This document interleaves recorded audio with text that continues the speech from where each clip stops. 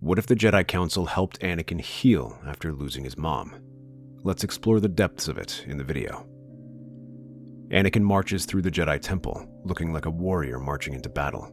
These last few days have been a whirlwind of emotion, even with the outbreak of the war that has been the least of his concerns. In a matter of weeks, he finally married the woman he loved, lost his arm, and fought in his first battle. But the pain and joy he suffered from these events are nothing compared to the sting of losing his mother. Her death rocked Anakin's world and left his head spinning. Even now, he is still struggling to make sense of everything that just happened as he marches toward the Jedi Council Chambers to hear what they have to say. Inside, he finds several Jedi Council members waiting for him. Kit Fisto, Plo Koon, Shaak Ti, Adi Mundi, and even a few non-council members. Anakin bows to them. Masters, I hope I didn't do anything wrong. No. We summoned you because we heard of your mother's passing. Oh, I understand your concern.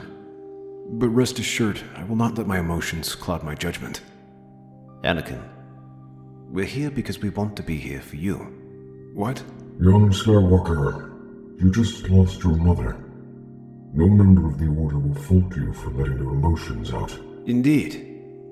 To lose your mother in such a way, any of us would have broken down. That is why we wish for you to be here in these trying times. You are one of us now. Masters, I'm overwhelmed. Thank you so much. The other council members all nod and offer their comfort. They encourage Anakin to sit down and join them. Some offer wisdom to him and kind words. Soon enough, Yoda and Obi-Wan bring out some drinks for them to share as they gather around the floor. Each Jedi takes turns, sharing stories of their own grief, talking about the loss of Padawans, masters, and friends. They advise on how to cope, while others give them condolences. But not all stories are sad. Some share fond memories and stories that bring laughter and levity, especially once Kit Fisto jokingly asks Aayla Secura about her relationships with her new clone liaison, earning him a slap from the Twilight Jedi. Anakin listens to all of this as he sips his drink, hardly believing what is happening. Even Obi-Wan shares his loss and how he dealt with the death of Qui-Gon. He says how training Anakin was the only thing that kept him going. Anakin, I know these are not the same, but what matters is you find something that gives your life meaning. More now than ever. Find something that gives you purpose. What is it?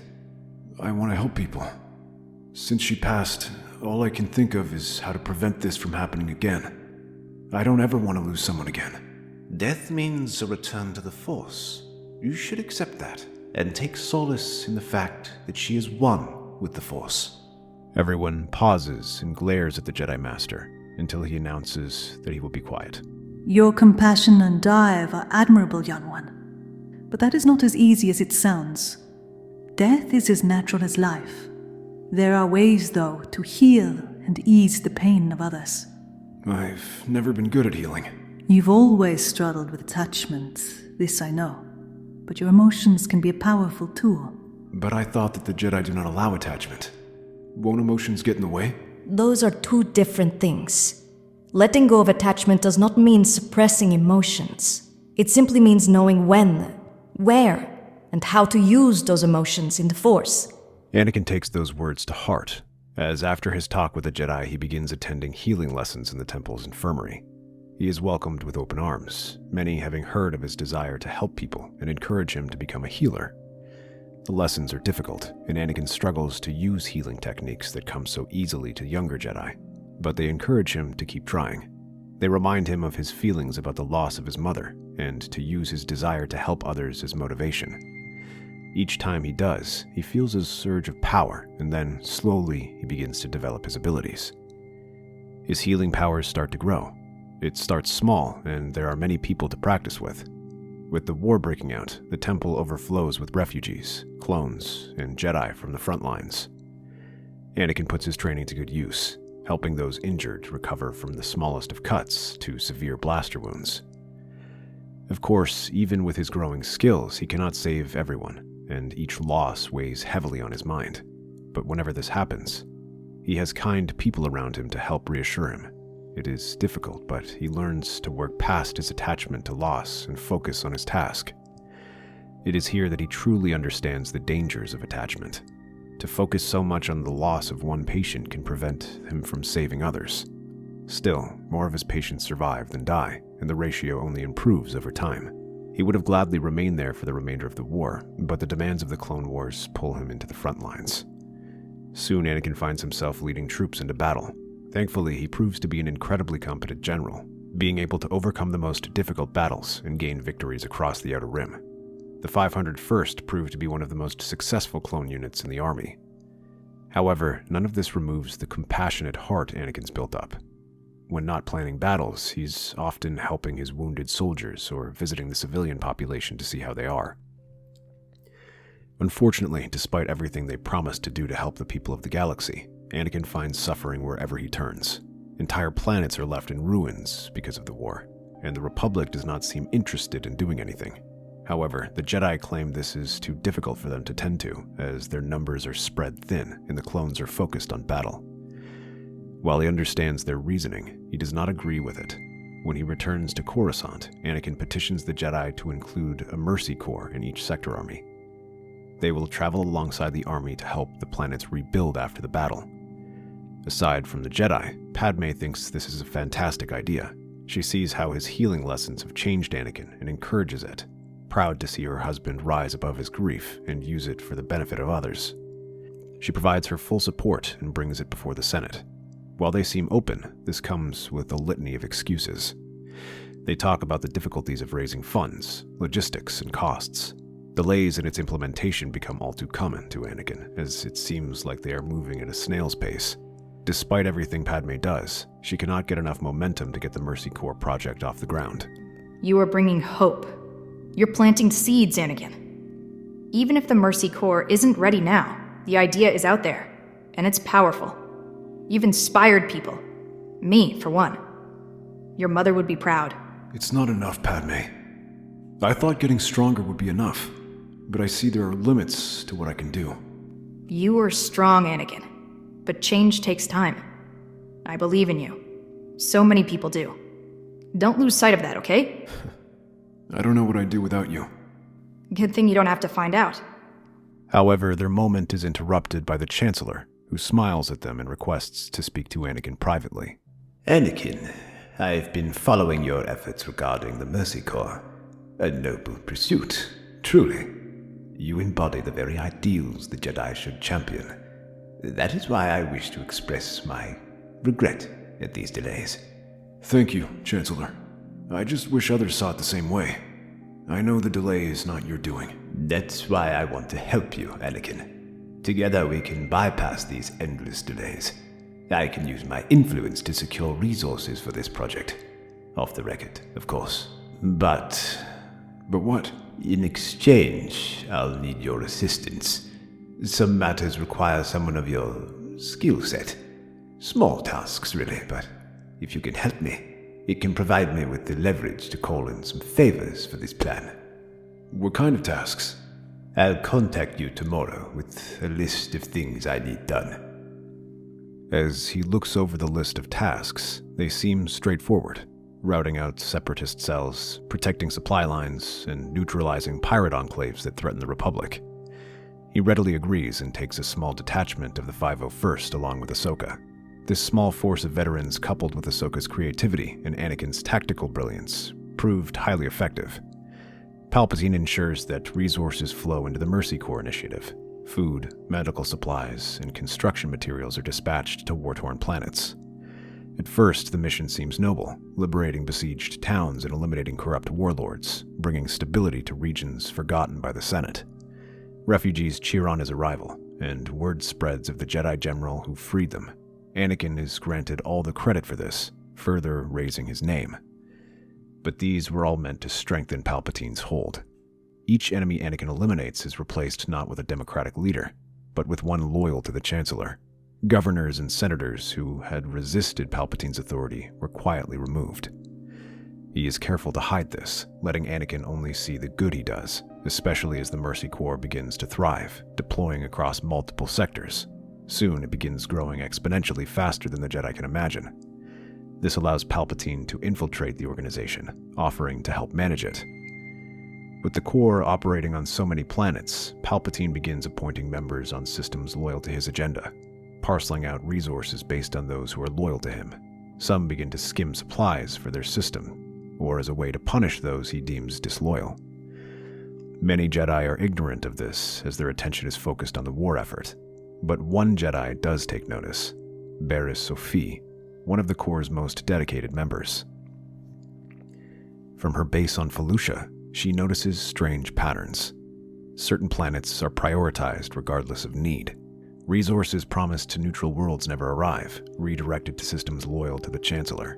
When she questions these irregularities, she is met with silence, or worse, subtle reprimands from Republic officials. Barriss voices her concerns to Master Luminara and the Council. She speaks of her unease, of how the Mercy Corps, though seemingly a force for good, is being manipulated. The lines between war and peace are blurring. This is not what the Jedi are meant to do. The Council listens, but dismisses her concerns. Mace Windu argues that the Mercy Corps is still in its infancy and cannot yet meet the galaxy's overwhelming needs. Adi Mundi suggests that Barriss is too focused on small details to see the bigger picture. In the end, they provide vague promises to look into the matter. Barriss leaves the chamber disheartened, but her doubts grow stronger. She begins to investigate on her own, poring over mission logs and reports. Patterns still emerge. Systems benefiting from Anakin's missions receive much of the aid, confirming her suspicions. Unfortunately, Anakin remains distant, as he is now constantly on the front. On Raxus Prime, he dismantles a separatist weapons depot, eliminating a rival to Palpatine's allies. On Cato Nemoidia, he secures trade routes vital to Republic supply chains, which are soon redirected to the Chancellor's favored systems. Each success brings him closer to his goal, but the cost to the Republic's democracy goes unnoticed. Palpatine plays his part masterfully, commending Anakin's efforts in public while whispering words of encouragement in private. In the meantime, he uses this as a method to subtly challenge the Jedi Order. He shows how the Mercy Corps is now handling most relief efforts instead of the Jedi Order's organizations, urging them to simply focus on the war effort, depriving them of their connection with the people. However, this becomes too much for Barriss, who becomes disillusioned by the Jedi Order and the Republic, believing that they have lost themselves to their greed. She decides to take drastic action and decides to launch an attack, working with several agitators and committing a terrorist attack by bombing the Mercy Corps headquarters. The attack on the headquarters sends shockwaves through the galaxy, a series of coordinated explosions ripping through the building, reducing entire sections to rubble. Volunteers and Jedi alike scramble to pull survivors from the wreckage. This paralyzes operations and forces Anakin to pull back from his campaign as he hurries back to survey the wreckage. As he sees the aftermath of this attack, his heart pounds with rage. Everything he's worked for has now been reduced to ash. His efforts to save people, all the missions he's accomplished in the name of doing this. Bodies are lined up outside, covered with tarps, while medics rush to treat the wounded. For a moment, he is paralyzed, overwhelmed by the sheer scope of the destruction. The investigation begins almost immediately. Republic security forces and Jedi alike sift through the wreckage, piecing together evidence. Anakin works tirelessly, determined to find those responsible. His fury grows with each passing hour, his mind racing with possibilities. However, the investigation comes to an end when he discovers security footage of a hooded figure planting bombs in one of the support pillars. Ahsoka tries to investigate further, using the Force to guide her as she studies the scene of the crime. To her surprise, she finds a familiar feeling, a lingering presence. Barriss. Barriss? That's impossible. She's a Jedi. It's hard to believe, but it's the only lead we have. And well, we couldn't find her here, alive or dead. No one seems to know where she went. Even Luminara reports her missing on Felucia. It is as if she disappeared off the face of the galaxy. Anakin can only clench his fists as the disappearance fuels his belief that she had something to do with it. Barriss herself goes into hiding, slipping off-world in the aftermath of the attack and hiding in the underbelly of Coruscant to consider her next move. The corruption within the Mercy Corps, the Jedi's blindness to it, the galaxy's descent into chaos, all of it pushes her forward. She clings to the idea that her attack was a necessary evil to wake the Order from its complacency. But as she wanders around, vulnerable, Palpatine seizes the opportunity and reaches out with the Force, planting visions in her mind. But rather than show the future, he shows the past. He is well aware of Anakin's attachment to Padme and crafts visions of these past meetings. Palpatine twists her perception, showing him as a man consumed by his connection to Padme, willing to sacrifice the galaxy for her. The vision shows him standing at Padme's side, a dark shadow looming over him, his power unchecked. He shows images of Anakin's secret marriage, his love for her, and how his attachment to her has led him to let anger get the better of him. All of this nudges Barriss to another conclusion, that Anakin may be compromised and must be stopped. As Barriss recovers, she concludes that she must stop Anakin, and the best way for her to do that is to target Padme. She makes her way to Padme's residence, telling herself it is not to harm her, but to get the truth and draw Anakin out. Soon after, Palpatine sends word to Anakin that Padme is in danger, and some of her soldiers find Barriss arriving in Coruscant. He wastes no time in hurrying back to Coruscant with Ahsoka, leaving his troops behind to clean up the mess. When he reaches the Senate District, a wave of unease washes over him. His thoughts turn to Padme. Inside the senator's apartment, Barriss stands in the shadows, her breathing uneven as she struggles to find the words. The movement is not lost on Padme, who reaches for her blaster.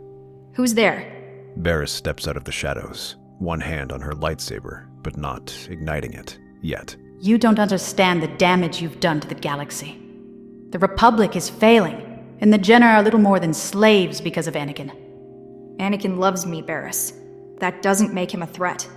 Not intentionally, but he's allowed himself to become a pawn of the dark side, just as every other Jedi. That cannot allow it to continue. You must end this before it's too late. Suddenly the door flies open and Anakin steps out, followed by Ahsoka. Get away from her! Barriss spins around, her lightsaber springing to life just as Anakin leaps at her. She blocks his attack and tries to twist aside, but runs into Ahsoka's lightsabers. The young Jedi stumbles out of the way, trying to avoid this attack. Once she puts some distance, she manages to parry the next attacks. She tries to counter with a follow-up slash at Ahsoka, though she crosses her lightsabers and deflects the attack. You attacked the Mercy Corps. You murdered innocent people. You betrayed the Jedi. I had no choice. The Jedi are blind. You're blind. You can't see how deeply the galaxy has fallen. Anakin roars and rains down attacks on her, leaving the young Jedi struggling to defend. She tries to hold them back, fighting defensively, but she doesn't have the strength to match Anakin. Ahsoka veers off to the side and tries to strike at her wherever she gets the chance, focusing on non-lethal attacks aimed at disabling her. But even these restrained attacks leaves Barriss struggling as Anakin advances. All his restraint is gone, and he rains down powerful attacks that would have crushed lesser opponents. Gritting her teeth, she summons her strength and pushes back at him. Barriss twists and strikes at him as she sees the darkness overtaking him. Now more than ever, she's convinced that she needs to act. Her movements become more aggressive, and she even stabs at him, but this attack is quickly sidestepped and slams her against the wall. Padme watches, frozen, as the two Jedi square off. Even Ahsoka's expression falters as he can see the darkness consuming Anakin. Just as Barriss predicted. Suddenly, they grab his arms and try to pull him away. Annie, stop! This isn't like you. Master, look what you're doing! Anakin glares at Barriss, who struggles to move, struggling against his powers, and his expression softens. For the first time, he looks through his anger and studies Barriss as if he would any patient, and there he can sense her emotions. While there is nothing physically wrong with her, he can sense the hurt inside and lets her go. Barriss drops to the ground and gasps, looking up at him. You all right? Explain to me what's going on. I never wanted to hurt anyone, but no one would listen. When I was serving in the Mercy Corps, I started seeing things. Patterns. The supplies meant for rebuilding planets, they'd vanish. Entire regions were left starving while the governors loyal to the Republic suddenly became wealthier. And it wasn't just greed. The resources were being diverted to strengthen Palpatine's grip on power. I tried to tell the Jedi, but they wouldn't listen. That doesn't explain why you attacked the Corps. I didn't know how to make anyone listen. I felt it, Anakin. The darkness growing stronger every day. I couldn't just stand by. I thought, if I destroyed the Corps, I could expose the corruption and force the Jedi to act. And the visions? They were just flashes. Images of you, Padme, of your relationship. It was telling me you were compromised and corrupted, and how your relationship would be the doom of the Republic. Anakin freezes, the weight of her words crashing down on him. His mind flashes back to the missions, the praise from Palpatine, and the resources suddenly freed up for the core. It all seemed too easy, too convenient. Palpatine? But how could that be? Can I see this data? Barriss reaches out for a data chip and begins to analyze it. True to what Barriss said, many worlds were struggling, and others benefited disproportionately from other worlds. And just as she said, these were worlds known to be friendly to Palpatine. Suddenly things begin to click together, and he realizes this is more than paranoia. Then we have to stop him. I won't let this Mercy Corps be used like this. I won't let my mother's legacy be tarnished. Anakin, whatever happens, I'm glad that you want the monster I feared. They move quickly, storming the Chancellor's private chambers in the dead of night. Palpatine stands calmly as they enter. Young Barriss, you've caused quite a stir. I hope you are here to turn yourself in. All in your name, it seems. I know that you are the one who sent me those visions. As if I didn't say anything untrue. Anakin was compromised and corrupted. He could not even keep his Jedi vows. And yet you are the one who benefits from his downfall. You are the one who claims the wealth. The Force works in mysterious ways. Now, the question is, what are you here for? Barriss responds by igniting her lightsaber and taking a step forward. I give you all the information and you remain as foolish as ever. Within human speed, Palpatine rushes forward, his lightsaber ignited and raised above his head. Barriss barely blocks this attack, though the Force sends her stumbling back. Smirking, the Chancellor presses his advantage and rushes at her, lightsaber flashing and putting her on the defensive. The few attacks that Barriss unleashes are easily beaten back and swings his lightsaber up with enough force to throw her back. I would have thought you could have been useful, but you are more trouble than you are worth. You've got that right. As he rushes to finish her off, a pair of lightsabers ignite and block the attack. Ahsoka smirks and jerks them up, forcing Palpatine to break off his attack just as she follows with a kick. The blow isn't serious, but catches him off guard, especially once Anakin follows after, raising his lightsaber over his head. This time Palpatine is now on the defensive, as he tries to block these attacks. So it was you. Everything you've done. It was just to help you. Don't act so surprised, Skywalker. That is politics. He laughs and then pivots and thrusts his lightsaber, narrowly missing Anakin's shield. But this doesn't slow him down as he continues to advance on him. Palpatine pauses to block these attacks, which grow stronger and stronger. From the side, Ahsoka sweeps low. Her agility allows her to keep up. She sweeps her lightsabers in a series of quick slashes. These prove to be an annoyance, leaving him growling and breaking off the attack to block her next swing, and then throws her back. Barriss comes from the other side, rushing at him. Her attacks are quick and aggressive, and paired off with Anakin, they begin to push him back. He growls as the ground around him grows hot from their lightsaber sparks. Palpatine moves like a storm, always blocking their attacks as Ahsoka joins in from the other side. His crimson blade moves out like a snake, causing a few minor injuries. It bought him enough time to unleash a barrage of lightning, sending Barriss crashing into a wall. Anakin's rage flares, and he channels it into his strikes, driving Palpatine back. Ahsoka meanwhile slashes her lightsaber in a sweeping blow, starting to crack his defenses. Anakin is relentless, hammering him as Palpatine fails to break his momentum, even using lightning. Ahsoka leaps over him, her dual blades spinning in a flurry of attacks while Anakin goes low, sweeping his lightsaber across his stomach. The Chancellor gasps and stumbles back, clutching his stomach. However, Anakin leaves nothing to chance and drives his lightsaber into his throat. When the dust settles, Anakin turns to Barriss and lays his hand over her burns. His hands glow faintly as he channels the Force to heal her wounds. She gasps, her eyes fluttering open, and looks at him with a mix of gratitude and regret. Once Barriss recovers, she presents herself before the Senate and Jedi, where she confesses her crimes. However, she also presents her findings to the Senate. With this situation, they are forced to listen, something they failed to do before.